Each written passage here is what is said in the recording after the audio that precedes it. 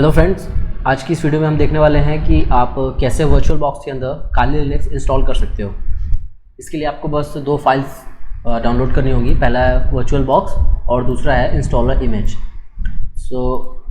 मैं आपको दिखा देता हूं कि आप ये दोनों फाइल्स कैसे डाउनलोड कर सकते हो। तो सबसे पहले आप कोई भी वेब ब्राउज़र खोल सकते हैं और उसमें आपको टाइप करना है वर्चुअल बॉक्स। ये जो पहली वेबसाइट है ये वर्चुअल बॉक्स की ऑफिशियल वेबसाइट है। सो हम इस पे जाएंगे और जैसे कि आप देख सकते हैं डाउनलोड वर्चुअल बॉक्स 6.1 ये वर्चुअल बॉक्स का लेटेस्ट वर्जन है।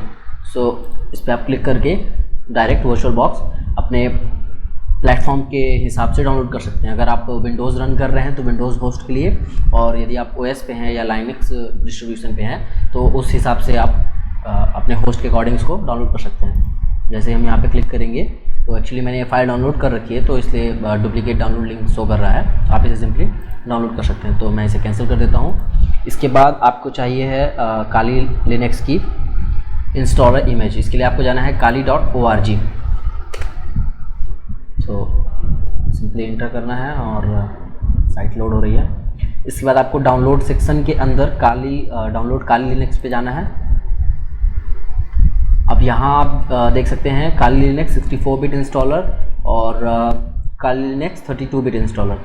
ये दोनों फाइल्स आप अपने सिस्टम के हिसाब से डाउनलोड कर सकते हैं। अगर आपका सिस्टम 32 बिट है तो 32 बिट के लिए, और अगर 64 बिट है तो ये फाइल डाउनलोड करनी है। अब वर्चुअल बॉक्स में लिनक्स रन कराने के एक्चुअली दो तरीके हैं कि ये इंस्टॉलर मेथड है, इससे आपका वर्चुअल बॉक्स के अंदर प्रॉपर लाइनक्स इंस्टॉल होगा, और एक दूसरा तरीका है आप यहाँ पे देख सकते हैं Kali Linux 64 bit VirtualBox and 32 bit VirtualBox. यहाँ पे जो फाइल आपको मिलती है तो इसमें मतलब आप ऐसा समझ सकते हैं कि इस फाइल को बस आपको डाउनलोड करना है और वर्चुअल बॉक्स के अंदर जा करके एक मशीन क्रिएट करके बस ये फाइल लगा देनी है। कोई इंस्टॉलेशन प्रोसेस कुछ भी नहीं होगी, डायरेक्ट आप काली लिनक्स यूज़ कर पाएंगे। तो आज हम इसके बारे में बात नहीं करेंगे। जैसे कि आप देख सकते हैं ये डाउनलोड लिंक है, टोरेंट का भी है, डायरेक्ट डाउनलोड भी है, आप ये भी यूज़ कर सकते हैं। पर आज हम इंस्टॉल करने वाले हैं फाइल। सो सिंपली आप, मेरा सिस्टम 64 बिट है तो मैं 64 बिट के लिए इंस्टॉल करूँगा, डाउनलोड करूँगा। आप टोरेंट डाउनलोड भी कर सकते हैं अगर आपके पास, जैसे ये फाइल 3.59 गिग्स की है, तो अगर आपके पास इतना डाटा नहीं है तो कई बार क्या होता है कि जो हम डाउनलोड कर रहे होते हैं वो पॉज करने से फेल हो जाती है, तो इसलिए आप टोरेंट के लिए जा सकते हैं। मेरे पास इनफ डाटा था, मैंने पहले डाउनलोड कर रखी है, तो ये आप अपने हिसाब से डाउनलोड कर सकते हैं। उसके बाद ये दोनों वो फाइल्स हैं जो आप एक्चुअली डाउनलोड करेंगे। इसके बाद आपको सिंपली वर्चुअल बॉक्स को रन एज एडमिनिस्ट्रेटर करना है ताकि ये सारे एडमिनिस्ट्रेटर प्रिविलेजेस इसे मिल सकें। और नेक्स्ट यहाँ पे आप फोल्डर डिसाइड कर सकते हैं कि आपका वर्चुअल बॉक्स किस फोल्डर में इंस्टॉल होगा। जिस भी डायरेक्टरी में आप चाहें इंस्टॉल कर सकते हैं। मेरे लिए सी डायरेक्टरी ओके है, तो नेक्स्ट क्लिक करेंगे। ओके, इंस्टॉल, ये इंस्टॉल हो रहा है।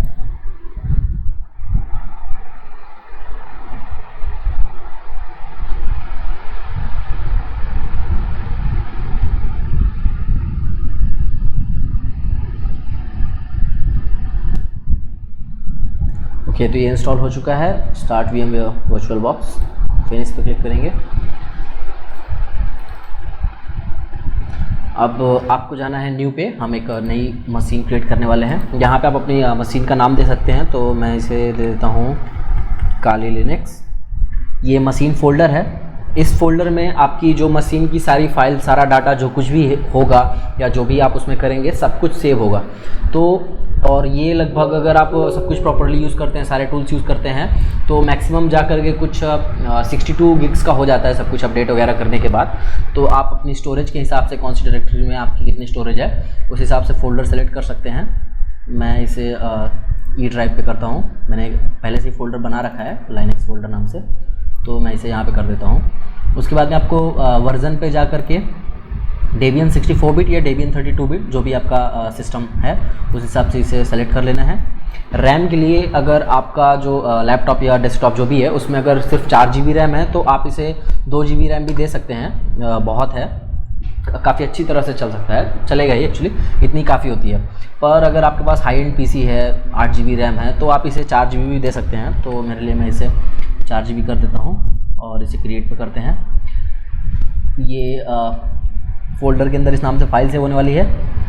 और यहाँ पे हम जो फ़ाइल सेव होगी उसके लिए साइज़ अलॉट कर रहे हैं कि हम कितने साइज़ की फ़ाइल बनाने वाले हैं। तो इसके लिए मुझे लगता है 35 GB, या आप चाहें तो 30 GB भी दे सकते हैं, बहुत है। और यदि आपको सिर्फ टूल्स यूज़ करना है, उसमें कोई मीडिया फाइल्स स्टोर करके नहीं रखनी है, सिर्फ ऊपर से टूल्स यूज़ करने हैं काली लिनक्स के, तो आप 20 GB भी दे सकते हैं, बहुत है उसके लिए।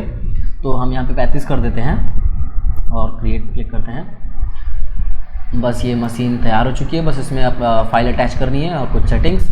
तो आप सिंपली, ये फाइल है अपना लाइनक्स मशीन है, सेटिंग्स पे क्लिक करके स्टोरेज सेक्शन में जाना है। एक्चुअली पहले हम इसमें जो प्रोसेसर्स हैं उनको बढ़ा देते हैं, ये सब कुछ ठीक है। सिस्टम में रैम हमने 4 GB दे रखी है। प्रोसेसर में मेरे पास 8 CPUs हैं और अभी इसमें 1 है, तो मैंने बढ़ा करके 3 कर देता हूँ। आप अपने कन्फिग्रेशन के हिसाब से इनको दे सकते हैं। उसके बाद में हम स्टोरेज पे आ जाते हैं। तो ये जैसा कि आप देख सकते हैं कंट्रोलर आईडी अभी एम्प्टी है, तो हमें सिंपली इसे रिमूव कर देना है। और उसके बाद ऐड पे क्लिक करके जो हमने ये 3.6 GB की फ़ाइल डाउनलोड करी थी, तो जिस भी फोल्डर में ये है, एक्चुअली इसको आपको मूव करने की कोई ज़रूरत नहीं है, सिर्फ इंस्टॉल करने के लिए यूज़ होगी और इसके बाद ये जहाँ भी है वहाँ पे रहेगी ऐसे ही। तो इसे आपको सिर्फ उस फोल्डर से जाके सेलेक्ट कर लेना है ताकि इंस्टॉल करने के लिए ये इस फाइल को यूज़ कर सके। तो हम इस पर सिंपली ओपन पे क्लिक कर देंगे, ये आ गई हमारी फ़ाइल और यहाँ पे चूज़ पे क्लिक करना है और मुझे लगता है हमारी सेटिंग्स हो गई हैं। एक काम और आप कर सकते हैं, यहाँ पे नेटवर्क की जगह नेट की जगह ब्रिज अडेप्टर यूज़ कर सकते हैं और शेयर फोल्डर्स ये सब हम बाद में कॉन्फ़िगर कर सकते हैं। ओके करके बस हम अपनी मशीन को स्टार्ट करेंगे।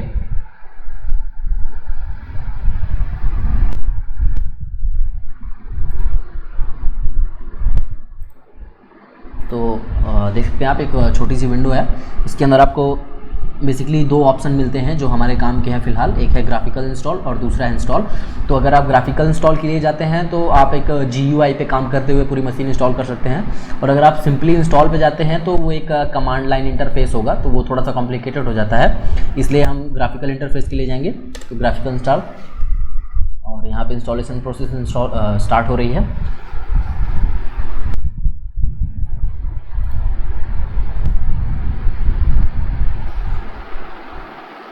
ठीक है, यहाँ पे आपको लैंग्वेज सेलेक्ट करनी है, तो हम इंग्लिश सेलेक्ट कर लेते हैं। कंट्री पे आप जहाँ जिस भी कंट्री के हैं ऑब्वियसली, तो हम यहाँ पे इंडिया सेलेक्ट कर लेते हैं। अमेरिकन इंग्लिश, ठीक है। अगर आप इंडियन इंग्लिश चाहते हैं तो उसका भी एक्सेंट है, ज़रा मैं चेक कर लेता हूँ। लास्ट टाइम तो था, हिंदी भी है, और सॉरी इंडियन इंग्लिश नहीं है, तो या तो आप हिंदी के लिए जा सकते हैं, मुझे नहीं लगता कोई भी जाएगा। तो हमारे लिए अमेरिकन इंग्लिश ठीक है, कंटिन्यू करते हैं।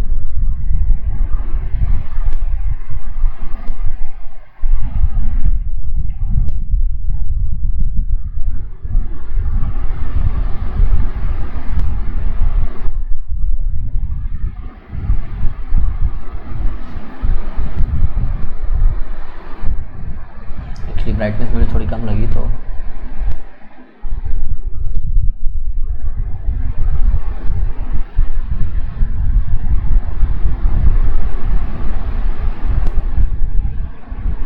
ठीक है, इसमें थोड़ा सा समय लग रहा है। हाँ, तो यहाँ पे आप होस्ट नेम सेलेक्ट कर सकते हैं। यहाँ पे जो भी आप डालेंगे, जैसे यहाँ पे काली है, तो जब भी आप टर्मिनल यूज़ कर रहे होंगे तो वहाँ पे जैसे रूट एट काली होता है, तो ये काली वाला सेक्शन है। अगर आप यहाँ पे कुछ और रखना चाहते हैं, अपना नाम या ऐसा कुछ भी, तो वो आप यहाँ पे चूज़ कर सकते हैं। मतलब यहाँ पे जो भी आप इनपुट करेंगे तो वो आपका जो यूज़र नेम होगा उसके बाद ऐट के बाद ये शो होगा। तो हमारे लिए काली ठीक है, हम काली के साथ ही जाएंगे। डोमेन नेम इसे हम एम्प्टी छोड़ देंगे क्योंकि अभी हमारे काम की चीज़ नहीं है। अब ये यूज़र का फुल नेम, तो इसमें आप कुछ भी डाल सकते हैं जो भी आप चाहें। तो मैं अपना नाम डाल देता हूँ।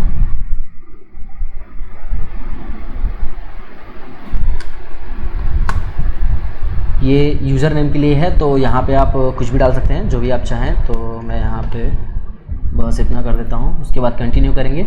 अब ये select user name for the new account, your first name is reasonable choice. Okay, ठीक है, यहाँ पे भी user name for your account है, तो हम वही सेम रख के छोड़ देते हैं। यहाँ पे आपको पासवर्ड सेलेक्ट करना है। यहाँ पे ज़रा ध्यान दीजिएगा, यहाँ पे जो भी आप पासवर्ड टाइप इन करने वाले हैं, तो लॉगिन करने के लिए आपको यूज़र नेम के साथ साथ इस ये पासवर्ड चाहिए होगा, तो इसे ज़रूर याद रखिएगा। तो हम यहाँ पे एक पासवर्ड सेट कर देते हैं और कंटिन्यू करते हैं। ओके, ये द टू पासवर्ड यूजर, अच्छा ठीक है, हमारा पासवर्ड मैच नहीं कर पाया था, तो हम फिर से ज़रा ट्राई करते हैं। कंटिन्यू। हो क्या रहा है एक्चुअली मुझे समझ नहीं आ रहा। ठीक है, कंटिन्यू।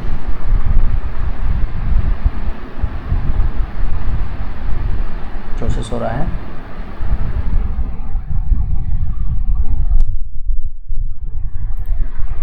मैंने यहाँ पे बैक इसलिए किया है क्योंकि मैं आपको कुछ बताना चाहता था। यहाँ पे हमने ये ऊपर की प्रोसेसेस कंप्लीट कर ली हैं और हमारी करंट प्रोसेस जो हमें अभी करनी है वो पार्टीशन डिस्क है। अब इसके बाद आगे चल के हम एक प्रोसेस करने वाले हैं, ज़रा मैं देख लूँ। Configuration package manager, select install software, install the base system. अच्छा, ये बेस सिस्टम के बाद और ये कॉन्फ़िगर द पैकेज मैनेजर के बीच में ही कहीं पे प्रोसेस होती है एक, जिसे हम कहते हैं एपीटी कॉन्फ़िगरेशन। वहाँ पे एपीटी कॉन्फ़िगरेशन के बाद क्या होता है कि मिरर्स हम कॉपी कर रहे होते हैं। उसमें एक्चुअली होता क्या है कि आईएसओ फाइल के बाद जब हम इंस्टॉल करते हैं, तो अगर आप इंटरनेट से कनेक्टेड हैं तो जो भी अपडेट्स हैं, जो भी इंस्टॉल्स हैं, जो लिनक्स में बाद में होती हैं, जो कि अगर आप बाद में करेंगे तो वो कुछ 4 से 5 GB की अपग्रेड और अपडेट होती थी, तो वो सब ये अभी ही कर देगा इंस्टॉल करते ही टाइम।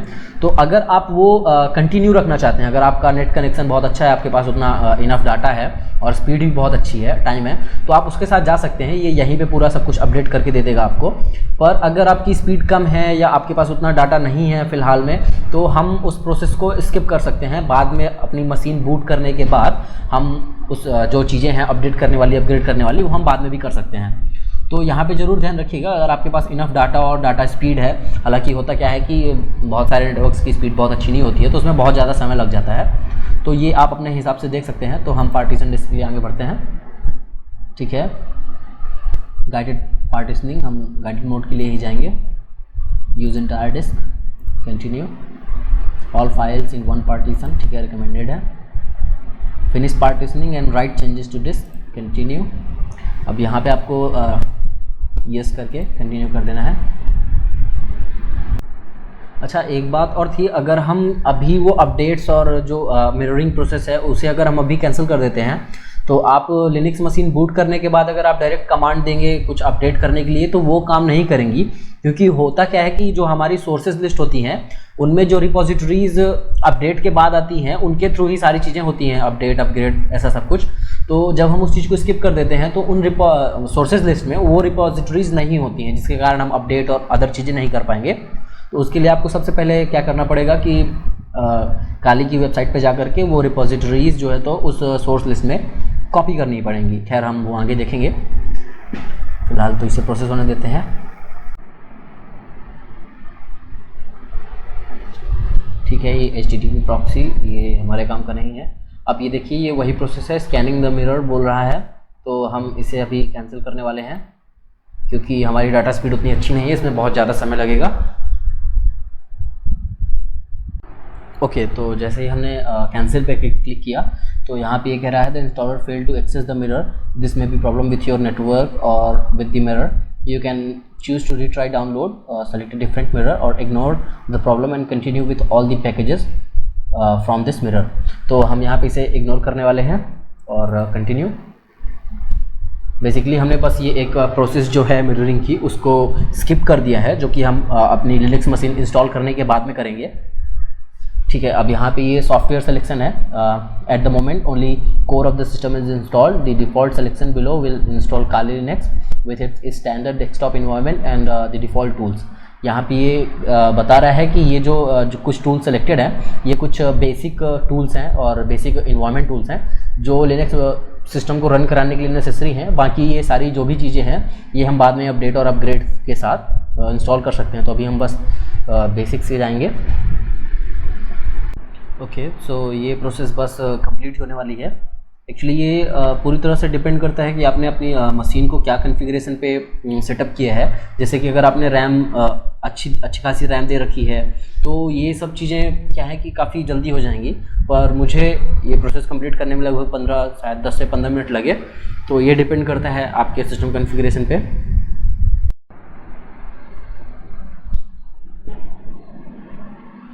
ओके, इसके बाद install the grub boot loader on hard disk. तो ठीक है, हम ये इंस्टॉल करने वाले हैं ग्रब बूट लोडर। तो यस करके हम कंटिन्यू करते हैं।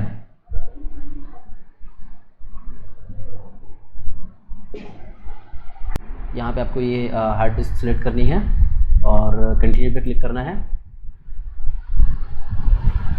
ये ग्रब बूट लोडर इंस्टॉल कर रहा है। Finishing installation. ठीक है, तो इंस्टॉलेशन कंप्लीट हो चुका है। हम यहाँ पे कंटिन्यू करेंगे। एक्चुअली ये कह रहा है installation is complete, so it is time to boot into your new system. Make sure to remove the installation media so that you boot into the new system rather than restarting the installation. Actually अगर आप ये जैसे कि हमने एक virtual image use करके system install किया है, पर अगर आप इसे सिस्टम वाइज इंस्टॉल कर रहे हैं या डुअल बूट पे इंस्टॉल कर रहे हैं, और अगर आप किसी पेन ड्राइव का, बूटेबल पेन ड्राइव का, फ्लैश ड्राइव का यूज़ कर रहे हैं, तो उस कंडीशन में क्या होता है कि यहाँ पे ये प्रोसेस कंप्लीट होने के बाद आपको वो फ्लैश ड्राइव अनप्लग करनी होती है, उसके बाद आप कंटिन्यू पे क्लिक करते हैं। वरना क्या होता है कि फिर से इंस्टॉलेशन प्रोसेस स्टार्ट हो जाता है, तो आपको फिर से पूरा प्रोसेस रिपीट करना होगा। तो अगर आप कोई फ्लैश ड्राइव वगैरह यूज़ करके सब चीज़ें इंस्टॉल कर रहे हैं, तो यहाँ पे आपको पहले फ्लैश ड्राइव रिमूव कर देनी चाहिए, पर हमारी वर्चुअल डिस्क थी तो हम कंटिन्यू कर सकते हैं। ठीक है, अब सिस्टम बूट हो रहा है।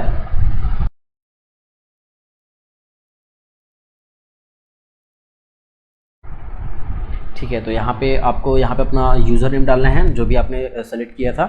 तो मैं अपना यूज़र नेम डाल देता हूँ और उसके बाद आपको यहाँ पे लॉगिन पासवर्ड और इंटर प्रेस करना है। तो यहाँ हम अपनी लिनक्स मशीन के अंदर लॉगिन कर चुके हैं। बस कुछ चीज़ें हैं जो हमें अभी भी फिक्स करनी बाकी हैं। जैसे कि आप देख सकते हैं कि ये जो लिनक्स मशीन है, तो ये फुल स्क्रीन मोड में नहीं है। हम इसे फुल विंडो साइज में नहीं ला सकते। ये बस एक स्मॉल विंडो है। ये जो अगल बगल का आपको ब्लैंक स्पेस दिख रहा है, तो इसे कॉन्फ़िगर करने का एक मेथड है, वो हम देखेंगे आगे चल के। पर फिलहाल के लिए इतना काफ़ी है। मैं कुछ चीज़ें आपको और दिखा देता हूँ। जैसे कि हम यहाँ पे अगर टर्मिनल खोलते हैं, ये लोड हो चुका है। तो अगर हमने सोर्सेज लिस्ट की बात करी थी, तो अगर हम वो चेक करते हैं तो हम कमांड देते हैं। एक सेकेंड, मैं ज़रा जूम कर लेता हूँ ताकि ये आपको आसानी से विजुअल हो सके। आपको बस कमांड लगानी है sudo nano space slash etc apt sources dot list। Okay, ये आपसे sudo के लिए पासवर्ड मांग रहा है, तो जो भी आपने लॉगिन पासवर्ड सेट किया है बस आपको वही देना है यहाँ पे। तो ये जैसे कि आप देख सकते हैं, यहाँ पे कोई भी रिपोजिटरी इस सोर्सेज डॉट लिस्ट के अंदर अवेलेबल नहीं है। ये सारी जो भी लाइनें हैं, तो इनके आगे आप देख सकते हैं कि स्टार लगा हुआ है। ये एक्चुअली कमेंटिंग होती है। जब हम किसी भी लाइन को या कुछ भी डाटा किसी रिपोजिटरी या सोर्स लिस्ट के अंदर कमेंट कर देते हैं, तो वो एक्चुअली बस वहाँ पे एक नोट की तरह होता है यूज़र के सुविधा के लिए। बाकी वो चीज़ें एग्जीक्यूट नहीं होती है किसी भी सिस्टम के अंदर। तो यहाँ पे कोई भी रिपोजिटरीज़ नहीं है, इसलिए आप अभी फ़िलहाल तो इसमें कोई भी अपडेट या ऐसा कुछ भी नहीं कर पाएंगे। एक बार हम ज़रा चेक कर लेते हैं। अगर हम यहाँ पे कमांड देते हैं sudo apt update, ये फिर से पासवर्ड मांग रहा है। ओके, तो जैसा कि आप देख सकते हैं, इसने यहाँ पे लिखा हुआ आ रहा है कि all packages are up to date. तो जैसा कि कोई भी रिपोजिटरी है नहीं, तो इसके पास कोई भी ऐसा सोर्स नहीं है जहाँ से ये फाइल ला सके, इसलिए यहाँ पे ये हमें मैसेज दे रहा है कि all the packages are up to date. ऐसा है नहीं कुछ भी, तो ये हम आगे चल के देखेंगे। आज के लिए बस इतना ही, तो अगली वीडियो में मिलते हैं। And thank you for watching.